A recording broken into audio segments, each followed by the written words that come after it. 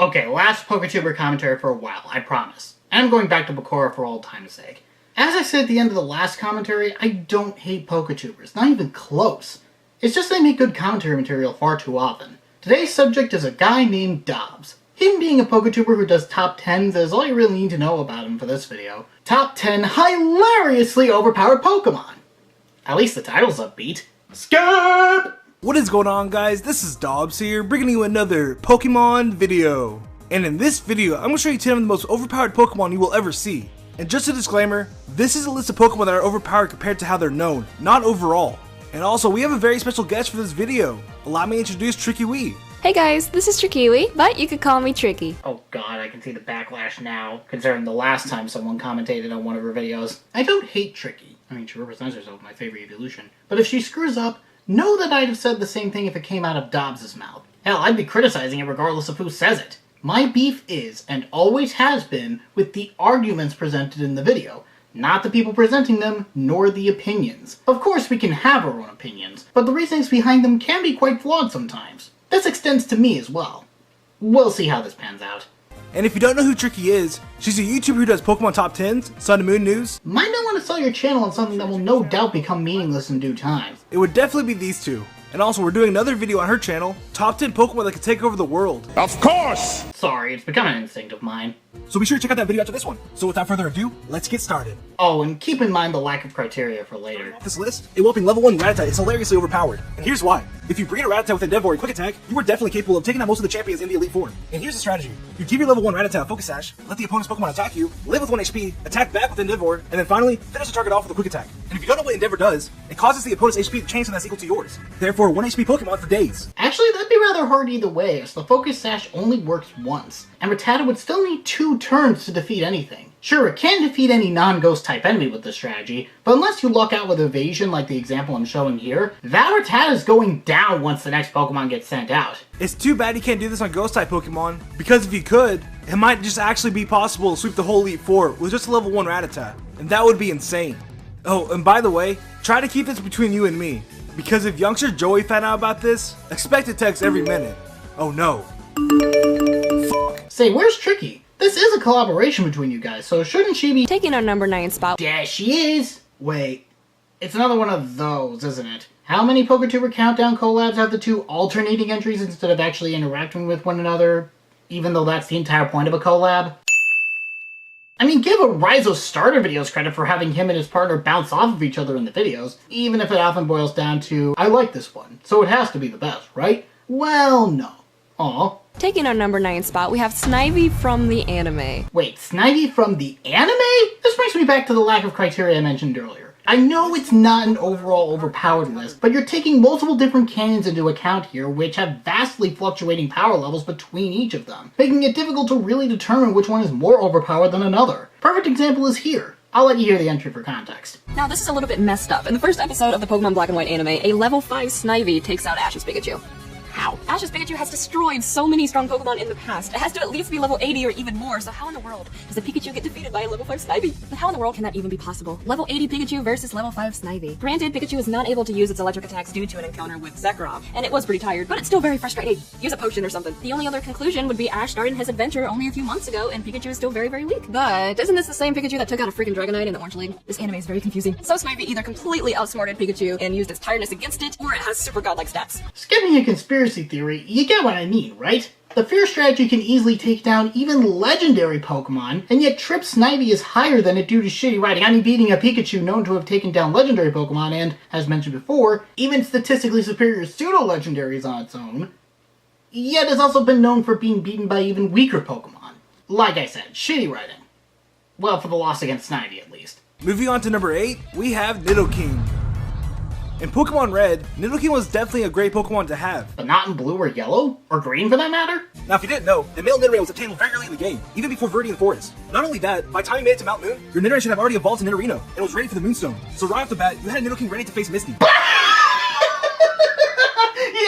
Nidoking wouldn't struggle against Misty at all. Right, and Charmander could defeat Brock in the original games as well. Oh, I really needed something this hilariously dumb, so I can at least thank Dobbs for that. Oh, that was fucking funny. In order for your Nidoking to become a god, you would first need to buy a couple of X accuracies and the TM Horn Drill. Now back in Generation 1, there was a huge flaw with X accuracy. This not only gave you better accuracy, but it gave you perfect accuracy. See where I'm getting at? Now with this overpowered item, you can use this overpowered move and literally one-hit most Pokemon with Nidoking. And I say most because you need to be faster than the opposing Pokemon for a KO move to work. But still, obtaining a Nidoking so early in the game and being able to one-hit everything literally broke the game. I'm surprised the reasoning wasn't a glitch though. You get a level 1 Nidoking that could instantly become level 100 before you even leave Viridian Forest. Now that's hilariously overpowered. But I suppose people would call cop-out if you mentioned that. Nidoking isn't the only Pokemon that applies to, and you at least found a reason in using a real in-game strategy. Skip! Skip!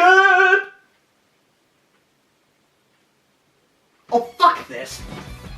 Moving on to number 4, we chose Torchic from the Pokemon X and Y event, and here's why. On release of Pokemon X and Y, there was an event for a free Torchic holding a Blaziken item. And let me tell you, that later to be Blaziken was one of the most overpowered Pokemon I've ever seen. I literally Blazikicked my way through that game. It was too easy, and it probably didn't help that you had the advantage with just your Torchic for most of the gym leaders. I mean Viola, Heck and Ember, Grant, Double Kick, Karina, Double Kick, Ramos, Flame Wheel, and by Clement, you probably already had a Blaziken with Blaze Kick, which can one-hit almost anything. So it's safe to say that this Blaziken made Pokemon X and Y an extremely easy game. And for that reason, we chose the event Torchic for number 4 on this list. Well, ignoring how overpowered the XP share was in that game, so X and Y were easy regardless of the event Torchic, the real reason why it was so overpowered was because of it being an event Pokemon. As in, not yours. If a Pokemon is not yours, then it gains experience at a much faster rate than Pokemon you personally caught. Therefore, it'll naturally be at a higher level than most of your team, especially with the XP share on. The only caveat is that it may not obey you depending on how strong you let it get, but each succeeding gym leader will temporarily circumvent that problem until it's gone altogether. I know that simply bolstered Dobbs' point, but it wouldn't have hurt to go the extra mile to explain that actually rather crucial detail. Smeargle.